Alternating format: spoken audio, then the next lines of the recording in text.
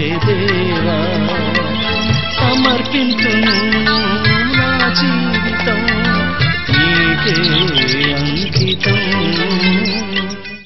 ఎంతమంది మన జీవితాలలో దేవుడు ఇచ్చిన దానిలో మనం సంతృప్తిగా ఉన్నాం, మనం సనుగుతున్నాం, మనం గొనుగుతున్నాం. దేవుడు మనకి బహుగా ఆశీర్వదించినప్పటికీ మనం వేసుకునే బట్టలు, తినే తిండిలో కూడా మనం సనగడమే ఇంకా బాధాకరం. దేవుడు మన జీవితాల్లో తల్లిదండ్రులు ఇచ్చినప్పుడు వారు మనకిచ్చే దానిలో కూడా మనం సంతృప్తి పడకుండా వాగ్వాదమా, వాదిస్తున్నామా?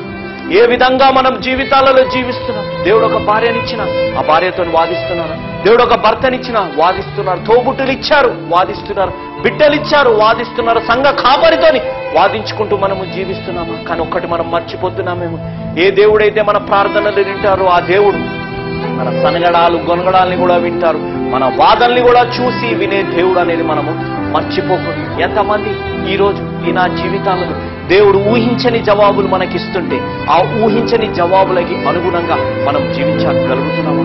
మోషే గారికి దేవుడు ఇచ్చిన జవాబు, నువ్వు ఆ కర్రని పట్టుకో, ఆ కర్రని పట్టుకొని వెళ్ళి ఆ బండకి నువ్వు కొట్టు, ఆ బండ నుంచి నీళ్లు వచ్చాయి. ఈ రోజు దేవుడు కూడా అంటున్న మాట, ఏ కర్ర అయితే దేవుని పరిశుద్ధ వాక్యానికి సాదృశ్యంగా ఉందో, ఏ కర్ర అయితే దేవుని యొక్క శక్తికి, దేవుని యొక్క అధికారానికి సాదృశ్యంగా ఉందో, ఆ కర్ర మోషే గారు పట్టుకొని వెళ్ళారు. దానికి అనుగుణంగా వారు విధేయత చూపెట్టారు. ఈరోజు ఆ కర్రకి సాదృశ్యంగా ఉన్నాయి పరిశుద్ధ గ్రంథానికి విధేయులుగా మీరు నేను జీవించగలుగుతున్నాము.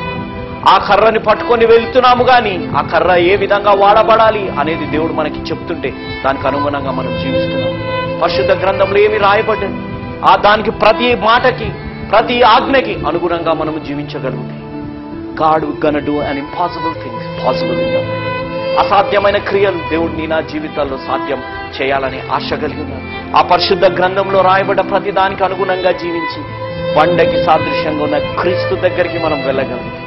ఏ క్రీస్తులోంచి అయితే నీళ్లు వచ్చాయో, ఏ నీళ్లు అయితే ఇశ్రాయేలు దేశస్తుల దప్పికని తీర్చాదో, ఈరోజు ప్రేమకి, శాంతికి, సమాధానానికి, ఐక్యతకి నీ కుటుంబం దప్పుకొనిచుంది.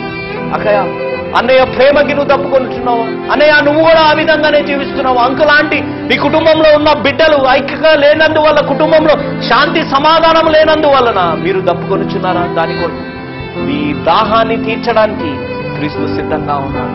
కానీ దేవుని పరిశుద్ధ గ్రంథానికి పట్టుకొని ఆ పరిశుద్ధ గ్రంథంలో ఉన్న దానికి, ప్రతి దానికి అనుగుణంగా మీరు జీవించడానికి సిద్ధంగా ఉన్నారు. అలా జీవించడానికి సిద్ధంగా ఉండి ఆ దేవుని వాక్యానికి అనుగుణంగా జీవించి క్రీస్తు దగ్గరికి వస్తే God gonna fill your life with the Holy Spirit.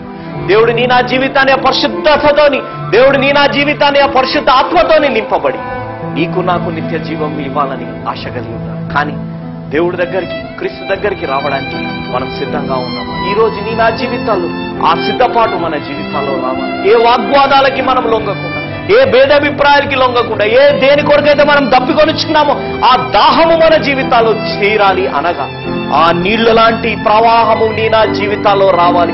క్రీస్తు మన జీవితాలలో ఊటలు వలె ప్రేమని, ఆశీర్వాదాన్ని, శాంతి, సమాధానాన్ని మన జీవితాల్లో కుమ్మరించాలి. అనగా ఇదే అనుకున్న సమయం, ఇదే రక్షణ దినం. ఈ రోజు కానీ మన పాపాలని మనం ఒప్పుకోగలుగుతాం, ఈ రోజు కానీ దేవుడిని మన సొంత రక్షకునిగా మనం అంగీకరించగలిగితే, బైబిల్ని పట్టుకొని తిరగడము కాదు, బైబిల్ని సంఘానికి తీసుకొని వెళ్ళడమే కాదు, దాంట్లో ఉన్నది మన హృదయంలో పెట్టుకొని జీవించి క్రీస్తు దగ్గరికి వస్తే జీవజలాన్ని దేవుడు నీకు నాకు ఇవ్వాలని ఆశ కలిగి, ఈరోజు ఆ జీవజలము లాంటి ఆశీర్వాదాన్ని ఈరోజు నువ్వు నేను నిత్య జీవము పొందాలి. ఈరోజు నువ్వు నేను ప్రతి దప్పికొనుచున్న ప్రతి విషయంలో దేవుడు మన దాహాన్ని తీర్చాలి. అనగా ఈరోజు ఒక నిజమైన యేసు అనుచరుడుగా మారాలి. ఎందుకనగా యేసు మార్చేది జీవితాలు, యేసు మార్చేది జీవితాలు, మతాలు కాదు అనేది మీరు మరవకండి.